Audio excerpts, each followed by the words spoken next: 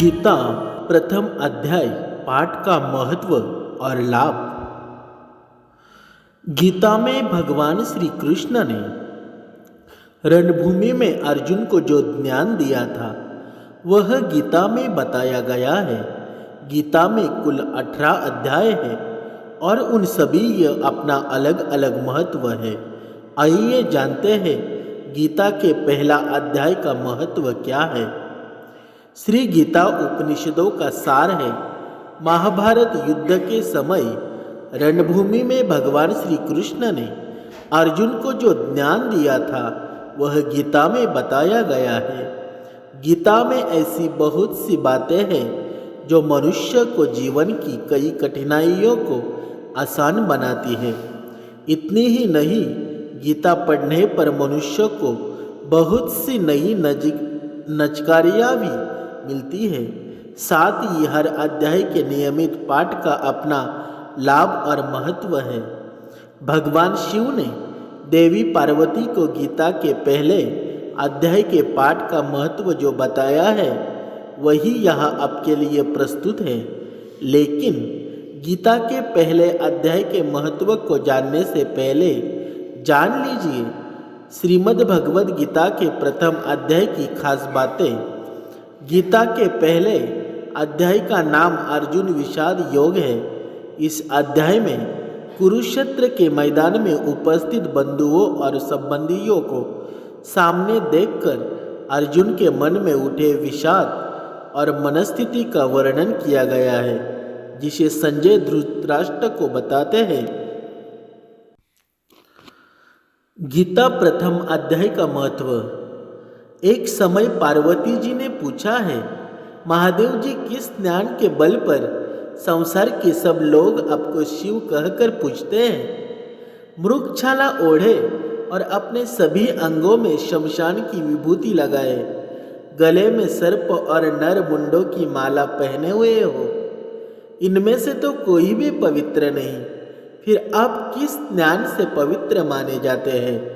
तब महादेव ने उत्तर दिया कि ये प्रिय, सुनो, मैं गीता ज्ञान को अपने हृदय में धारण करने से पवित्र माना जाता हूँ। इसे ज्ञान से मुझे बाहर के कर्म नहीं व्यापते। तब पार्वती जी ने कहा कि हे भगवान, जिस गीता ज्ञान की आप ऐसी स्तुति करते हैं उसके श्रवण करने से कोई कृतार्थ भी हुआ है।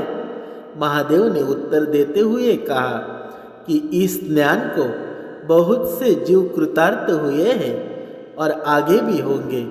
मैं तुम्हें एक पुरातन कथा कहता हूँ, तुम सुनोगी। एक समय पाताल लोक में शेषनाग की शैया पर श्री नारायण जी नयन मुंद कर आनंद में मग्न थे। उस वक्त भगवान के चरण दबाते हुए लक्ष्मी जी ने पूछा, हे प्रभु, निद्रा और आलस्य तो उन पुरुषों को व्यापता है जो जीव तामसी होते हैं, फिर आप तो तीनों गुणों से अतीत हो, आप तो वासुदेव हो, आप जो नेत्र मुंद रहे हो, इससे मुझको बड़ा आश्चर्य है। नारायण जी ने उत्तर देते हुए कहा, हे लक्ष्मी, मुझको निद्रा आलस्य नहीं व्यापता। एक शब्द रूप जो भगवद गीता है उसमें जो ज्ञान है उसके आकार रूप है। यह गीता शब्द रूप अवतार है। इस गीता में यह अंग है। 5 अध्याय मेरे मुख है, 10 अध्याय मेरी भुजा है, 16वां अध्याय मेरा हृदय और मन और मेरा उदर है, 17वां अध्याय मेरी जंघा है, 18वां अध्याय मेरे चरण है। गीता श्लोक ही मेरी नाड़ियाँ है और जो गीता के अक्षर है वो मेरा रोम है। ऐसा मेरा शब्द रूपी जो गीता ज्ञान है उसी के अर्थ मैं हृदय में विचार करता हूँ और बहुत आनंद प्राप्त होते हूँ। लक्ष्मी जी बोली, हे श्री नारायण जी, जब श्री गीता जी का इतना ज्ञान है तो उसको सुनकर कोई जीव कृतार्थ भी हुआ है, सो मुझसे कहो। तब श्री नारायण ने कहा, हे लक्ष्मी, गीता ज्ञान को सुनकर बहुत से जीव कृतार्थ हुए हैं, सो तुम श्रवण करो। एक व्यक्ति था जो चांडालों के कर्म करता था और तेल नमक का व्यापार करता था। उसने एक बकरी पाली। एक दिन वह बकरी चराने के लिए वन में गया और वृक्ष से पत्ते तोड़ने लगा। वहाँ उसे एक सांप से डस लिया जिससे वह तुरंत मर गया। मरने के बाद उसने बहुत से नरक भोगे और फिर उसका जन्म बैल के रूप में हुआ। उस बैल को एक भिक्षुक ने मोल लिया। वह भिक्षुक उस पर चढ़कर सारे दिन मांगता फिरे। जो कुछ भिक्षा मांगकर लाता वह उसे अपने परिवार के साथ मिलकर खाता और वो बैल सारी रात द्वार पर खड़ा रहता। उसके खाने पीने का भी कोई ख्याल नहीं करता था और सुबह होते ही बैल पर चढ़कर फिर मांगने निकल जाता। जब बहुत दिन हो गए तो वह बैल भूख से गिर गया, लेकिन उसके प्राण नहीं निकले। नगर के लोगों ने देखा और उस बैल को कोई तीर्थ का फल दे तो कोई व्रत का फल दे, तब भी उस बैल के प्राण नहीं छूटे। एक दिन गणिका आई। उसने लोगों से पूछा, यह कैसी भीड़ है? तो उन्होंने कहा कि इसके प्राण नहीं निकलते, अनेक पुण्यों का फल दे रहे हैं तो भी इसकी मुक्ति नहीं होती। तब गणिका ने कहा कि मैंने जो कर्म किया है उसका फल मैंने इस बैल को दिया है। इतना कहते ही बैल की मुक्ति हो गई। तब बैल ने एक ब्राह्मण के घर जन्म लिया। पिता ने उसका नाम सुशर्मा रखा। उसके पिता ने उसे पढ़ाया लिखाया। उसको अपने पिछले जन्म की सूझ थी। उसने एक दिन मन में विचार किया, जिस गणिका ने मुझे बैल की योनि से छुड़ाया था उसका दर्शन करूं। विप्र चलते चलते गणिका के घर गया और कहा, आप मुझे पहचानती हैं?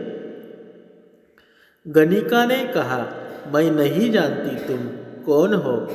तब उसने कहा कि मैं वही बैल हूँ जिसको आपने अपने पुण्य दिए थे। तब मैं बैल की योनि से छूटा था। अब मैं विप्र के घर जन्मा हूँ। आप अपना पुण्य बताएं।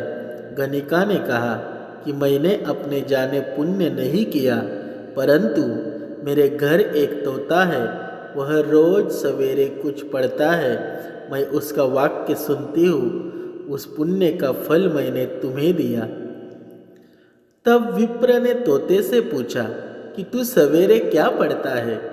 तोते ने कहा, मैं पिछले जन्म में विप्र का पुत्र था। मेरे पिता ने मुझे गीता के पहले अध्याय का पाठ सुनाया करते थे। एक दिन मैंने गुरु से कहा कि मुझको आपने क्या पढ़ाया है? तब गुरुजी ने मुझे शाप दिया कि तू तोता बन जा। इसके बाद से मैं तोता बन गया। एक दिन बहेलिया मुझे पकड़ ले आया और एक विप्र ने मुझे मोल ले लिया। वह विप्र भी अपने पुत्र को गीता का पाठ सिखाता था। तब मैंने भी यह पाठ सीख लिया। उसी दिन विप्र के घर में चोर घुस गए। उन्हें धन तो प्राप्त नहीं हुआ, लेकिन वह मेरा पिंजरा उठा ले आए। उनकी यही गणिका मित्र थी। वह मुझे उसके पास ले आए। सोमयति नित्य प्रातः गीता जी की पहले अध्याय का पाठ करता हूँ, जिससे यह गणिका सुनती है, पर इस गणिका को समझ में नहीं आती। जो मैं पढ़ता हूँ वही इस गणिका ने तेरे निमित्त दिया था।